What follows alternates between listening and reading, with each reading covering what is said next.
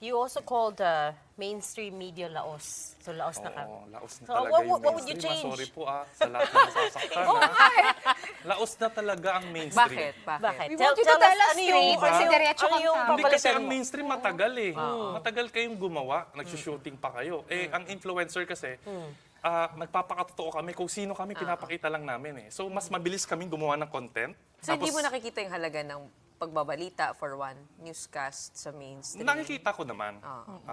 Kasi ang pagiging influencer, mas relatable, mas nakikita ng mga tao na kaya nilang abutin. Unlike dun sa mga katulad ninyo na, syempre, magaganda kayo. Tapos mahirap abutin na nasa studio. Parang na-intimidate sila eh. Di ba? Kami Real talk. nakaka-intimidate. Kasi kami, kahit saan kami, lumalabas kami, nahahawakan nila kami, nakakausap nila Uy, kami. lumalabas din naman kami. Ayun. Kung may time. Ayun, yun lang yung di ba? Okay. Pero Gusto ko tatanungin- sinasabi ko yon na mainstream is laos. Kasi Okay. gusto ko lang i-voice up na kailangan nyo maghabol. Si Michael nyo in terms of what? Laos din So, ba? so, yung statement mo na laos, yun yung parang hamon yun. Hamon yon. Kasi nagbabago eh. Tumatalino na kasi yung market. So, kailangan natin mabilis. Pwede mo manawagan sa TikTok dito live? Sige.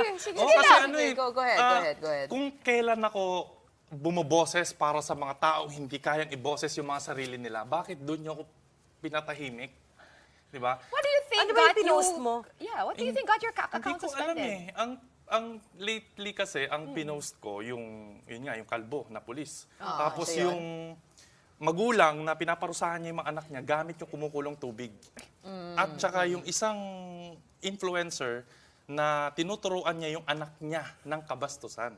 So, sinabi ko na masama yan, bawal yan. Nagmumura huwag ka ba? Nagmura ka ba doon? Hindi O- naman. o- Emotional lang siguro yung mga tao, Pilipino. Kaya ganun. Did you file an appeal already? Oo. Okay. Sana mapagbigyan ako ng TikTok Philippines.